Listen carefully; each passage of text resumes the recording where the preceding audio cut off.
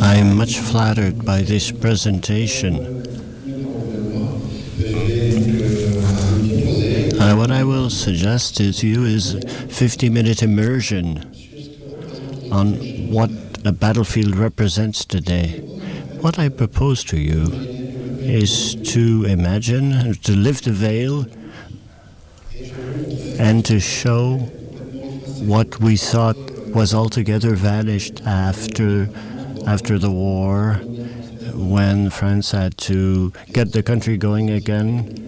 And by economy, what was meant as agriculture.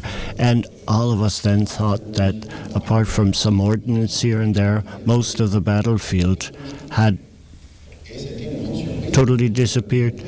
But it was quite a surprise at the beginning of the 1990s with the emergence of wide area archaeological surveillance, where we worked on hundreds of acres, working noticeably on the canal work.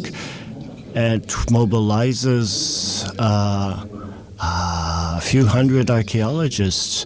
So such a wide scope of operation has called for us to revisit some received ideas. But this is the front. It is a line stretching for over 600 kilometers with a depth of dozens of kilometers, with sectors around Arras and the Somme that were especially upset by this conflict. It is a buried fortress, which we were surprised to discover. To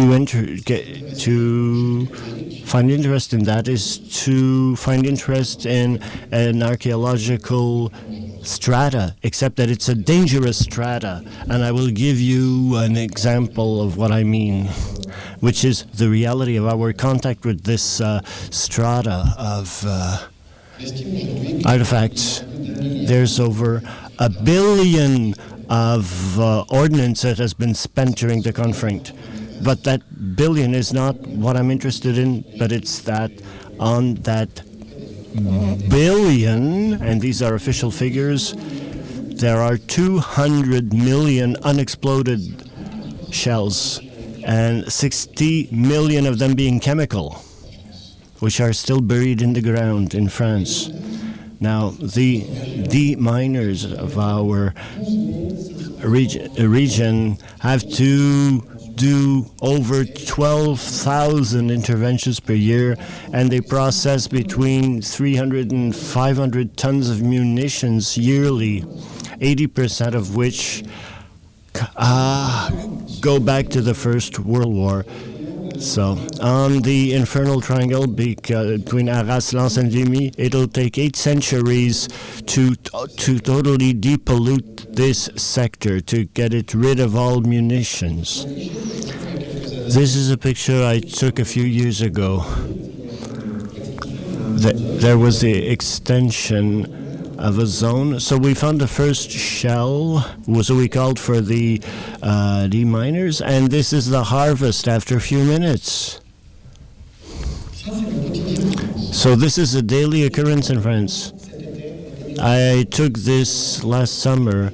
I went on the site, and then in my car, I saw these 2 shells on the side of the road, but actually it was a farmer with his tractor who put them and who gives them some paints them so that when the deminers drive around, they pick them up. This is a chemical shell.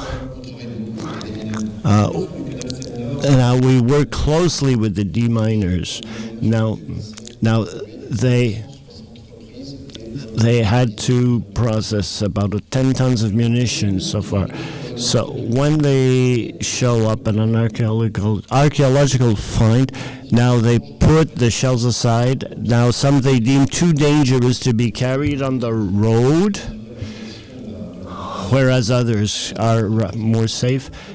So what they will do, they will blow up the ordnance on site. So they dig a big hole. They will very cautiously put the explosives there. They will bury it and they will blow it up. So this is one way to ensure safety. And this is the former Vimy depot in a place called La Gueule d'Ours. This depot no longer exists because it created a problem. It was not supervised. There were only barbed wire. It was in the countryside. And on one side, you had deminers who were loading it, and on the other, you had collectors who would get their hands on them. But this is merely to show the harvest over 2 years in the Vimy sector. What is awful to us is making this so banal. But sometimes in some villages, there's a garage sale, and people will sell stuff they no longer use, and often you can find militaria there or grenades, and you have these children who are that's not my son, by the way. Look at what I have. We found a shell and we've cleaned it. So what is awful is getting used to this. In spite of all the safety measures we archaeologists use, all archaeologists have to follow a training with the deminers. Each archaeological enterprise is studied cartographically. We look at staff cards to try to get the maximum information before we get on site. And yet, there are risks. Look at this. We are in the Somme. My colleagues are digging, and then they find a tomb from the Merovingians, 7th century of our era. So you have a series of tombs in a cemetery. The colleague is working, find some metal on the left eye, because that's quite normal, because men were used to be buried with their sword or with an axe next to them. So the colleague said, oh, there's metal, maybe it's a sword. So we were digging for it, and after a few minutes, she hadn't realized that she was digging up a shell. It's because the shell did not explode, has perforated the tomb, and has lodged itself right under the tomb. So quite a coincidence. Bon, you spoke of working with a pickaxe, giving just a slight jar like this, we would have had quite a problem. The second part of the presentation, must we get interested in the vestiges of the First World War? It's been 1 century ago. Is it only 1 century? But is all the documentation well described by historians? But does it reflect the reality of this conflict? That's what I propose we look at. First of all, the most symbolic structure of the war is the trench. One mustn't think that the front is a trench held by one side, a no man's land, and another trench by the other team. No, actually, it's an intertwining, a labyrinth of trenches. Between Rébus and Vimy, there is one sector called the labyrinth, the maze. The trenches were so much intertwined that soldiers would get lost in them or cross a soldier from the other army. Here, this represents suffering, the cold, the mud, the suffering, but it also allows you to see what a trench looks like. And as you can see, it's a very deep excavation, which could be at 4 meters wide at the opening and 2 at the bottom. And all of these were filled in at the end of the war. But the battlefield is still there under our feet in a state of conservation, which is stunning. Now, you have a village on the north of Arras, about 800 inhabitants, and all the white lines you see here were trenches. Now, this whole sector represents the first line fortification. Now, suppose you must extend this over 600 kilometers, on a front of 600 kilometers. So there is a typology of trenches. As you know, at first the war was one of movement, but when the two armies will be blocked mutually, then they will try to defend themselves. So the first trenches are foxholes or slits in the ground, and that was it. But as time went on, we start to dig in. Now imagine what this could represent with small shelters dug in, and because one doesn't merely fight there, one lives there, exchanges, eats. I mean, it's a living quarter. And of course, it has to be well organized. But then again, look at all of this that one could rediscover today, that were done on the walls of the trenches. So this is a field of investigation which is quite impressive, which has but partially been studied. Now this is a trench I worked at in Arras, and I can tell you that we thought that it was a brickwork, because this whole part was a lot of, and we never thought that the Germans had put up brick walls on the first lines, but fortunately we were able to revise our judgment, and I spoke of figures about the munitions. Now there are other figures. Aside from the millions of dead, I would focus on one important figure. As I speak to you, there are still 700,000 soldiers who are still on the battlefield that were lost, whose remains were never found.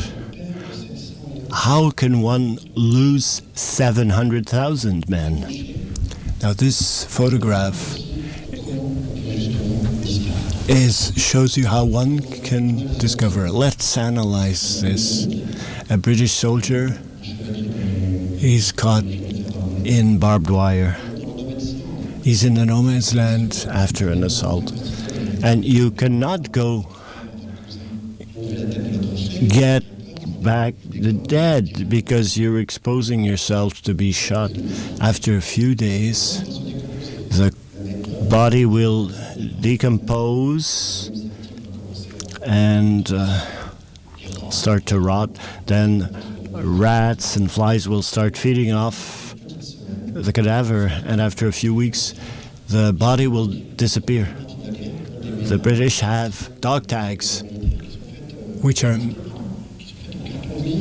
made in cardboard, pressed cardboard. Now, after a few days of cold, this cardboard disintegrates, and suppose a shell explodes over it, then there's no way to know who was there.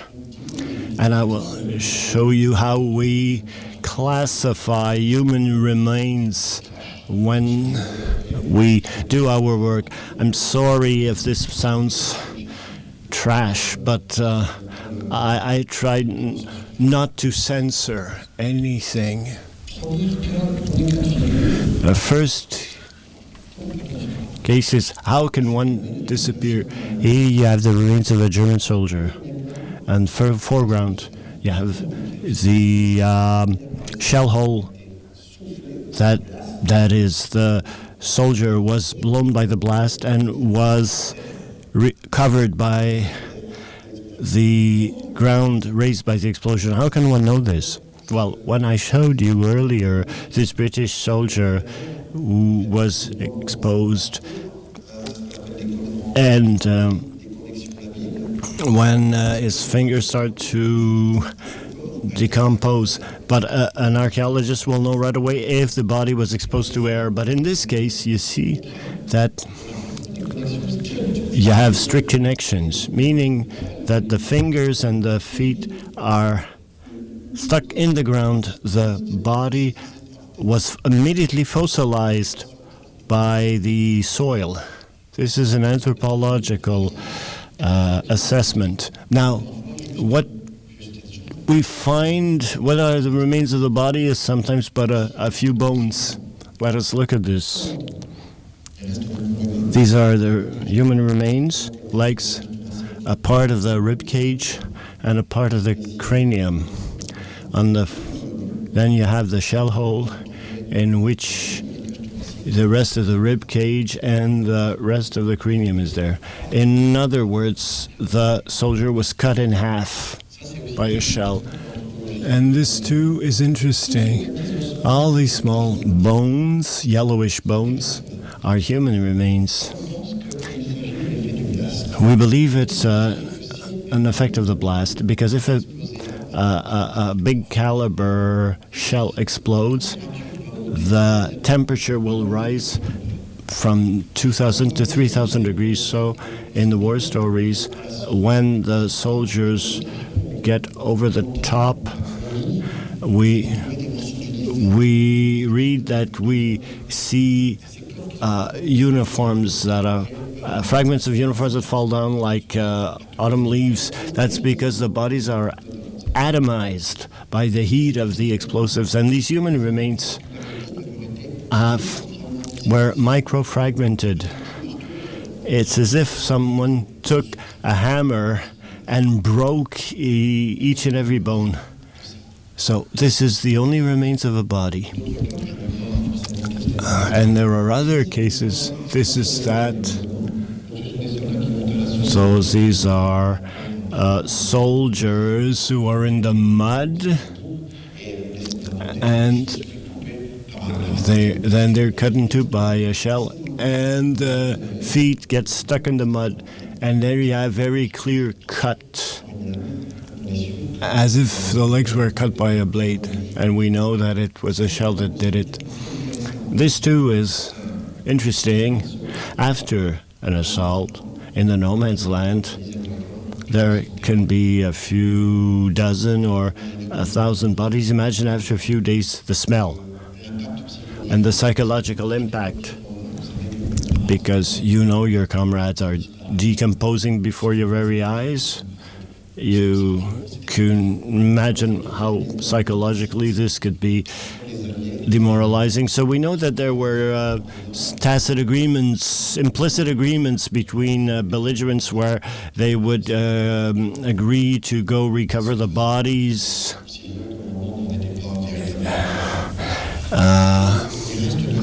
And the remains. And there were not only human remains, but horse remains were then interred behind the first lines in a common pit. So these were the remains that were recuperated by the soldiers during a truce. Now there were all nationalities. We archaeologists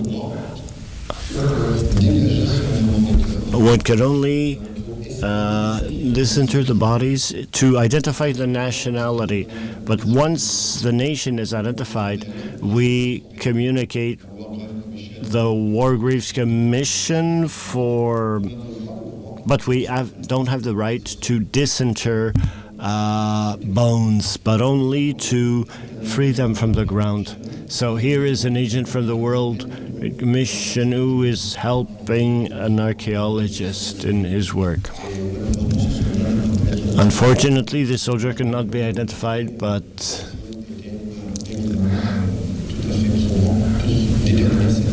but the badges that were found next to him were quite compelling to show that he was from Canada. There are also, at that First World War, was an industrial war.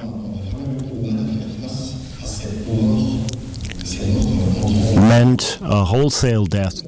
And this is one category of tombs. Here you have a first line trench from the beginning of the war, a makeshift trench. In October 1914, had left men behind them, so they will bury their comrades in these trenches very carefully, hoping to get back and get them back a few weeks later.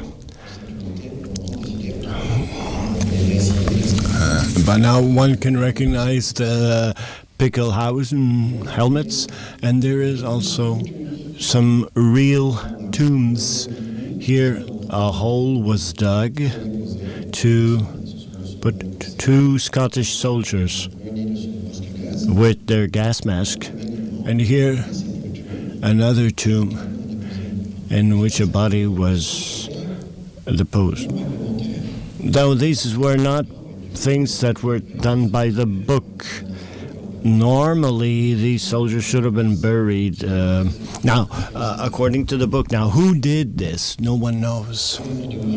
But mass death made it so that both armies no longer know who's in the ground. Now, these are Germans who've used a shell crater to put their dead comrades on. Remember that during the First World War, all soldiers were believers. Funeral rites were most important. So to have soldiers bury their comrades in this fashion, that was something that was very hard psychologically. But it was better to do this than to leave them rot on the battleground. However, it must have been very traumatic.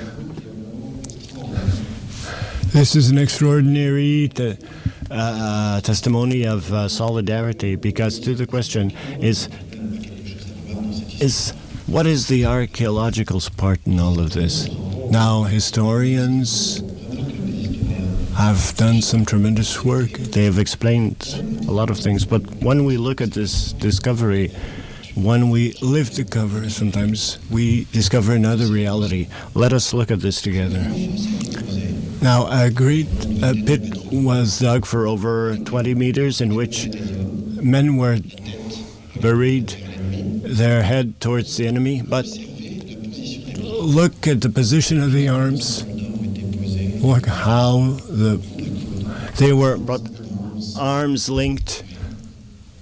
Even here, the body is incomplete. There is but one leg, one arm, fragment of jaw, and a fragment of skull and a leg. And here you have a negative coming from the uniform. That is, the comrade must have put a uniform, and for the missing parts, the uniform would give it the physical appearance of the dead. And here there is a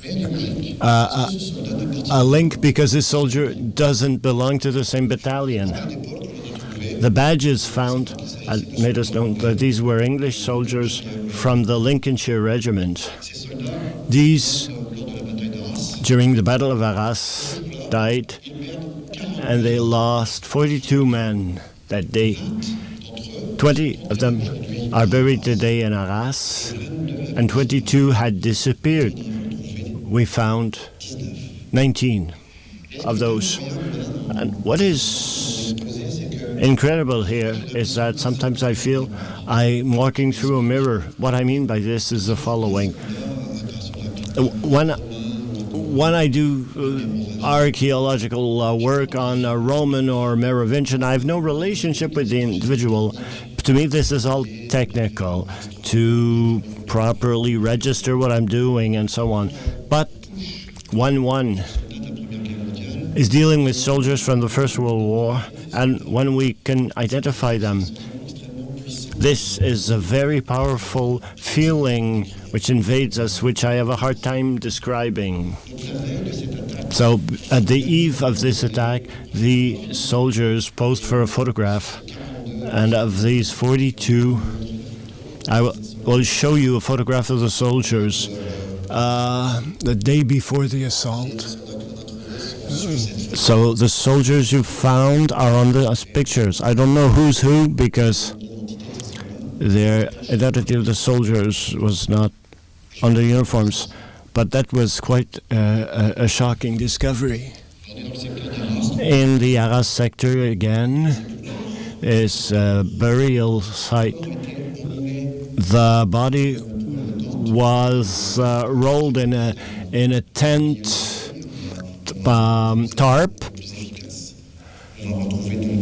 So there are some of the eyelets found on the tarp, which are around. And on the sternum, we find the plaque of the soldier Macmillan of the Scottish regiment. Research we did with the War Graves Commission that allowed us to find part of his family, and we found his son. Here is Archibald Macmillan's son, who came from Scotland to pay his respects to his father. He had never known his father.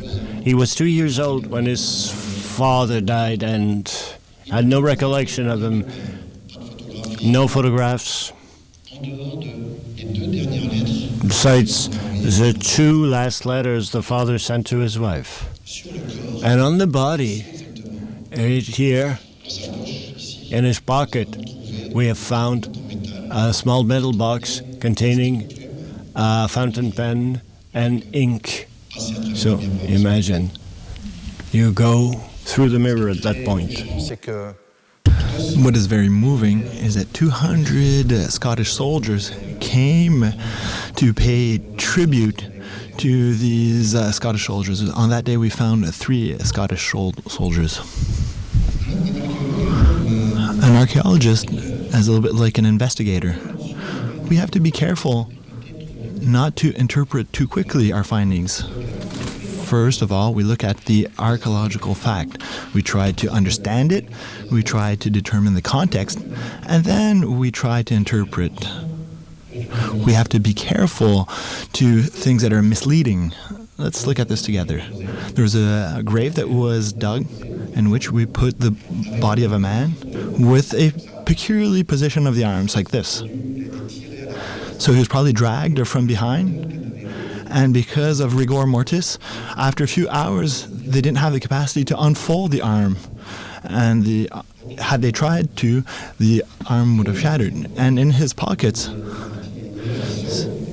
he was killed during an assault, and in his pockets, he had the most important objects for him. Let's look at them together. You have a little leather wallet that contained about 15 pieces. The wallet was closed, and a specialist in money looked at this and he said, this wallet was closed in 1917. Okay. Then you had a box of matches, a small pipe, a pen, a spare bulb. I will explain that later. This is interesting. This is a non-regulatory plate. One of the fears of soldiers from any nationality would be to die forgotten.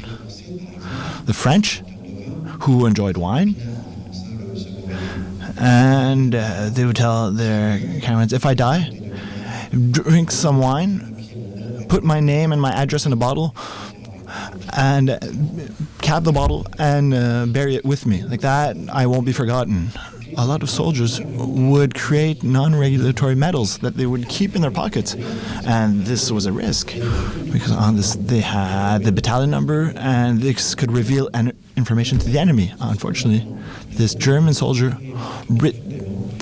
not deep enough on his medal, so we were unable to know who he was. There was a crucifix, a rosary, and the remains of a book. He was a member of a religious magazine, which was called the Cloche de Guildove, from the Berlin suburbs. The material we found on this body is linked to World War I, 1917, and we also found a silver chain and this necklace. What do you believe it is? It could be a swastika, but that's impossible, because the Nazi Party didn't exist back then. So we cleaned up the metal and see what we found. When we had it cleaned up, there's something written on this. Kasberg. Kasberg, like the beer. And it's not a swastika, it's the swastika. It is the Hindu solar symbol that was used by the Carlsberg Brewery. You can see before the arrival of the Nazi Party, there was the swastika that was used as an emblem, which was abandoned as soon as the Nazi Party came into power. That's why we have to be careful when we try to interpret objects. If we tried to interpret this too quickly, maybe the soldier wouldn't have received the honors he deserved. Another aspect that I spoke about earlier was the daily life. You might tell me that I might exaggerate a little bit. What would be the interest of looking at these old cans of sardines and corned beef and so forth? But that's one other interesting thing. The archaeologists will always say, tell me what you put in your rubbish bin and I will tell you who you are. When we are looking at the Gallic sites, the Merovingian sites, or the Roman sites, we look at all the things that they threw away. And we try to have the same approach with the rubbish sites of World War I. We try to search them with the same attention because the war lasted 4 years, with periods where they had good food supplies, but sometimes they had poor rations. Some soldiers even had to eat rats. And some archaeologists that will study rubbish pits will tell us if they would use young animals or if they had reform animals, old cows that are hard as rubber. And that could teach us a lot on the morale of troops, all the war production as well. Here you can see the bottle that was used. They could be planted on the side of the trench. There's also this bottle with a marble inside. This when the soldier is rattled, the marble would stop, and then it would allow the soldier to be able to sip from the bottle. War production, war from another era. You can imagine that military officials discovered that the typical weapons used weren't appropriate for a trench war. A soldier would be high and the bayonet would be long like that. So that weapon could be used and how it would be held in the trenches. And imagine the military officials sat around the table and asked engineers to find alternative solutions to the typical weapons, such as these trench clubs. When I see these weapons from another era, from the Middle Ages, and I see this was found during our excavations. This was a British-produced weapon, stamped. There's also a trench knife used by the French soldiers. They'd take a cement rod, and this was built quickly. You could see how the French would reinvent the Roman catapult to throw the grenades on in the other trench. Those are the aspects that really fascinate me. this travel back in time when they were at war in an industrial era. I will conclude my presentation by paying tribute to the Canadian soldiers in an original way. I've been carrying out a project for 2 years, which is called the Traveling Soldiers. You must know that my region, the Somme, is characterized by a network of underground tunnels that were built during the 30-year war. During the World War I, soldiers would explore these areas, not to live in these or to build hospitals, no. They would visit these areas. The frontline soldiers spent 15 to 20% of their time on the front lines. Then they would take breaks, and other soldiers would heal their wounds and rest. And we also had to find distractions and entertainment for the soldiers, such as concerts, shows. And one of the solutions to entertain the soldiers was to have them visit these underground tunnels. These tunnels were very well organized. These tunnels were dug to protect the inhabitants and their personal property. In these walls, you have things that were written on the walls. This isn't carved. If you take your finger, you could erase all of these writings. In the village where I live, there are more than 3,000 things that are written. Australians, British, also Canadians. And I've discovered other tunnels that also show these traces of soldiers.